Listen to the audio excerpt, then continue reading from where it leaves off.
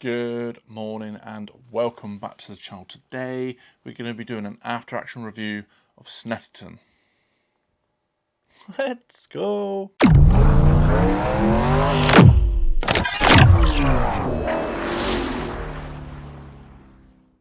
So as I said in the intro, we're going to be talking about round 4 of Snetterton of the Britcar Championship with the Army Sports Car Racing Team. If you don't know what I'm on about, I'll put a link up here. I've been basically following along for the season so far the Army Sports Car Racing Team as their main videographer for a documentary called Against the Grain. Now, before we get into anything, as per usual, I have a Hot Wheels car here that it's quite hard to see. I might lean forward a little bit to get that light on it. You see it there? Reveal. Yeah, I was given this particular Hot Wheels car for Father's Day not that long ago. It's an absolute beaut and it'll probably be staying in the box like all the rest of mine. Comment below what you think that Hot Wheels is, and then also before we crack on with the video, just wanted to do a random shout out because this turned up yesterday of a Lego, fake Lego, Initial D style D1 drift car of an EA86. Absolute beauty. Sorry, it's been a long week and I've just got home. Yeah, but look at that. How cool is that? Very cool. The brand is called Power Builds and I'll put their Instagram link online. Basically, you can buy a one-off, which is what I've done, just to see what it's like before purchasing any more. Or you can subscribe, basically. I think it's like £28 a month. You can subscribe and you get a mystery box. Obviously, you don't know which one you're going to get, but each month you get a new car. Or they do engines, they do like a lorry to carry the car, loads of different bits and pieces, but a lot of it's Japanese orientated. They do some German stuff as well, but I like a lot of the JDM stuff. And it comes in these really cool shipping container displays with proper, let's put it up to my face so you can see. It's got like all of the information that you would have on a shipping container, and then it just, hang on, it basically flips up. I don't want to break it next to you, but it flips up and the doors open normally. Anyway, just thought I'd have a little random shout out about that beforehand. Yeah, cool. But yeah, I'll put a link in the description below. So anyway, let's get straight into it. This was a different structure to what I'm used to. The first two races that I covered at Donington and Alton Park were you turn up Thursday evening, Thursday afternoon, film the arrival, then Friday would be practice sessions and you'd have specific practice sessions, so then I can confidently know when the car is going to go out, or when it's going to come back, or when they're going to be working on it, that sort of stuff. So in my head I kind of know what's going on to a certain extent now. And then what you'd have on the Saturday morning, so that would be Friday, then Saturday morning you would have an hour's free practice, then the qualifying 20 minutes qualifying section, then you go into the race. So Snetterton had an open pit lane testing sessions, so like the whole day. Instead of testing sections on sessions, it was the whole day free practice, so that you can basically go on track whenever you want, come back whenever you want, and just test and adjust. It was baking, it was like 33 degrees maybe. I had to be there at like half eight in the morning, and it's like 3 hours from me, so I left early doors, just like everybody else. Loads of people left early doors. But the thing that not confused me, it threw me off a little bit, was obviously not knowing when the car's going to come back in or whatever. So you've got to try and anticipate, like if the car's gone out and it's not going to come back, it's not coming back for a different lap, then you've got to like run over to the paddock bit, which was another bit of a drama. So we initially took over a garage for about 2 hours. Then a team turned up and said, we've paid for this garage. So we're like, oh, okay, cool beans. We'll move out of the garage, move over to just to the side of it, which wasn't a drama. And then Goodyear turned up and said, we need this spot. We've already bagsied it and we're going to be using it for obviously changing the tyres for the weekend. So we're like, cool, we'll move out of the way. So we moved all the way up at the back end, like quite far away, which is fine. It was just I then need to try and get something from Ted, who's a team principal, to like explain to the audience when you see it why all of a sudden the team's randomly moved spots. So yeah, annoying, but it is what it is. So that was Thursday. Managed to get loads of good footage, I think, and it's a good chance to recce parts of the circuit as well. Now, I was staying in my roof tent whilst everybody else was staying in hotels because I wanted to work out of my car. Basically, it keeps a lot of.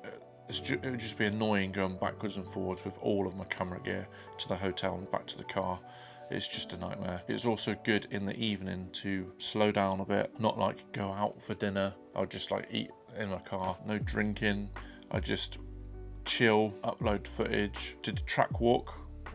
Parts of the track anyway, not the whole track, just the side of it, to try and get some alternative recce spots, which I'll move on to a bit later on if I can remember some of the stuff that I'd set up. Basically, I'll tell you now, I set up some stuff in the evening when it's nice and dark with the intention of doing like a day to night shot afterwards the next day, which didn't work out during the race, which I'll come on to. So anyway, that was open pit session, good. And one thing I do have to say before I move on, having the car back after only 4.5-5 weeks was ridiculous. How good it was that Will smashed it out basically, and some other people from the team. Just mega, absolutely mega. So the car was good, in good condition, and on Thursday they managed to bag like 68 laps, I think it was, which is good, obviously. So a lot of track time. So that was really good. Went to do the main interviews on Friday in the evening, and Josh wasn't there, which is a bit frustrating because he wasn't there for Spa either, but he's going to be there for the race, and he's going to be there for the Thursday practice, but he wasn't there. He was working, so he couldn't attend the main interviews that I'd usually do on a Friday, so that was frustrating. But I did interview Tom, who I haven't interviewed yet, so look forward to that. I used some of his interview for the beginning of the video, and this is probably going to be the best sequence that I filmed so far. Just some of the stuff that he says in my head's quite philosophical, quite profound, inspiring. All of those cool buzzwords just smashed out of the park. No offense to him, sorry Tom. Like I said to him afterwards anyway, just wasn't expecting that type of interview from him. He's a quiet but observant person. Anyway, I digress.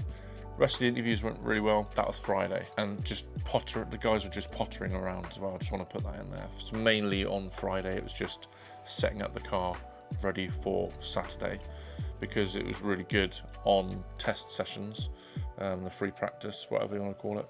On Thursday, there wasn't that much to do other than apply stickers and set the car back up, make sure it's aligned, balanced, all that good stuff. So that was good. Before I move on, I'll talk about kit and equipment I used. As per usual, R5 Mark II for the majority of it, and then I had a 400mm aperture on my R5 Mark I. So that's the kit that I used. 400 is a beast when it comes to trying to track the cars. Stabilization is pretty good.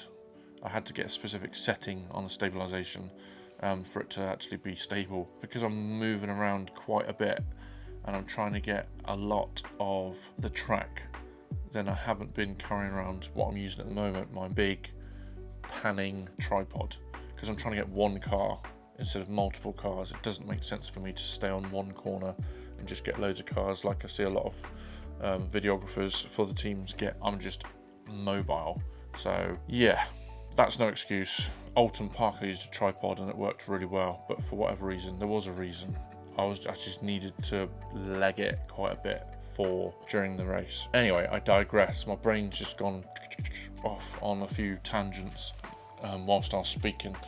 So Saturday, race day. I was going to say qualifying. but I'll get to qualifying. I was about to go, oh yeah, qualifying, they did really well. But anyway, usually you have free practice in the morning for an hour, which means I can get some extra track footage, an extra sequence. So the car's going to go out, for example, and the car's going to come back in.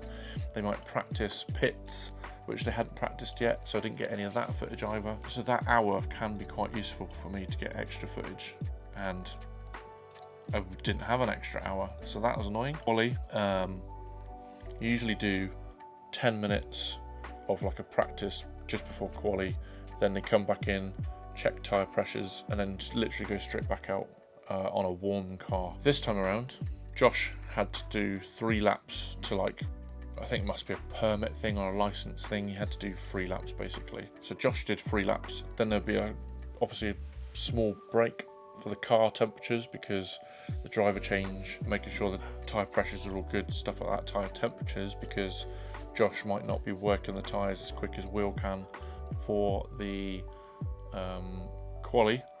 And then Will went straight out and somehow smashed a quali time that basically put us in 5th in class, which was ridiculously good, to be honest, ridiculously good. And he broke his 2 minutes limit that he had in his head, which he mentioned in build episode 3.5, which I will link up above. We absolutely smashed it out with the quali time, which is obviously mega. So yeah, we were all looking forward to the race then. Then it came to race time.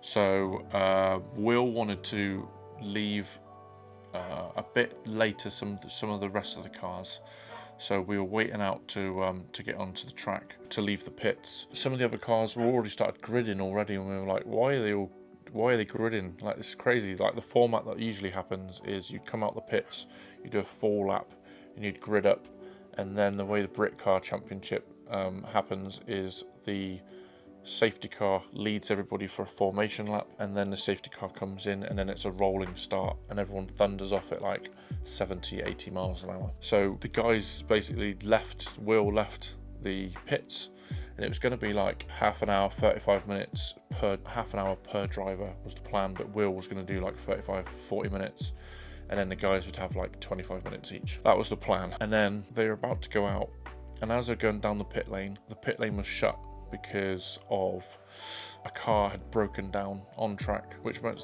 they closed the pit lane for whatever reason. They wouldn't let anybody do a formation lap, which I think is pretty wild. It's not like everybody's going to blast off and smash into someone, because it's just doing one lap. Wild. Anyway, rules are rules. So they shut the bloody pit lane, which meant the guys, plus probably 2 other cars, maybe off the top of my head, had to start the race from the pit lane. So they qualified 5th in class, but they had to start in the pit lane, which is horrendous, which causes a couple of things. Firstly, the cars are going to do their lap whilst they're waiting in the pits, and then they're going to blast past it flipping 70 miles an hour whilst Will is stuck at a standstill. And then secondly, they can't leave the pits until the last car's gone. So when they've gone, they're basically at the back of the grid, slow, cold tyres, because they've not been able to warm them up on a flipping formation lap. So yeah, there's nothing we could do really. Claire, the official from Britcar, tried to square some stuff away, but it wasn't a thing. So yeah, unfairly treated, I would say. Not cool. So that was right at the start, at the beginning of the race. So then Will ended up doing like 45 minutes and got to, I want to say he got to 8th or 9th from 23rd, because he was quietly raging inside, so he drove really, really, really well, which was obviously mega. Then it was time for a driver change. And then also at this point, just before they're about to come in, I think just before they're about to come in, at some point there was a safety car at like the most perfect time. So because obviously Will had managed to get all the way to 8th, and then a safety car came out, the whole grid bunches up as they were pitting. So the safety car went out, and they did a driver change.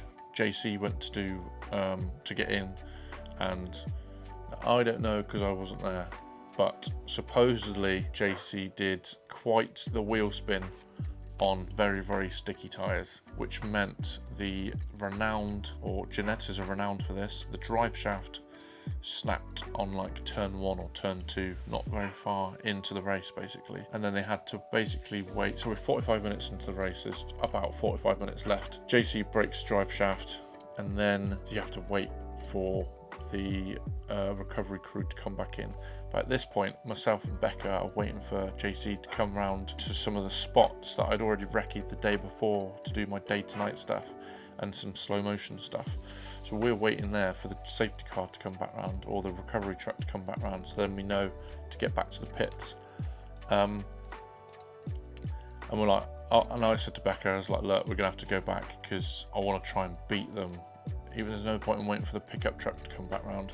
I want to try and beat them so that I can get some footage of them coming in and see what the crack was, because at this point I didn't know why the car was broken down or whatever. Anyway, got there and got to the pits, and the guys are already working on it, which was A, like, what the hell's going on, and B, damn it, I've missed the recovery part of the footage that I needed to get. Anyway, regardless, the guys managed to change drive shaft within 15 minutes, because to start with, when I got there, they were like, what should we do? Should we crack on with it? If we initially thought if we wait out and then we just repair it in slow time and not finish the race, they'd get a couple of points. But turns out if that would have happened, we've had 0 points for a did not finish, which, yeah, good times.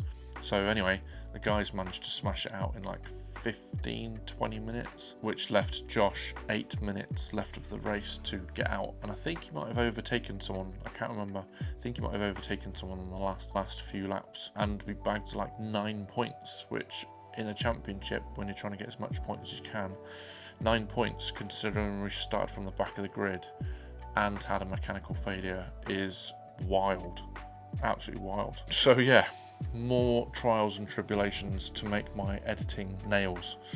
So it's been a week since I filmed, and I've done a few bits and bobs in the edit so far, but nowhere near as much as I wanted to. I'm trying to edit some stuff in the evenings, or for the first time actually trying to edit some stuff during the day in work sessions, but it's just been impossible just due to various changes in work and commitments that I've had to do. And yeah, evenings wasn't a thing because I had various commitments in the evenings, so a weekend and I've nowhere near edited as much as I'd like to have done. Anyway, that's pretty much it. A good race, and hopefully a good edit, but I don't know how I can top Spa, but never say never, but I don't know how I can top Spa edit, which is always going to be a good one, but it was never supposed to be a minute, never supposed to be an hour and 10 minutes.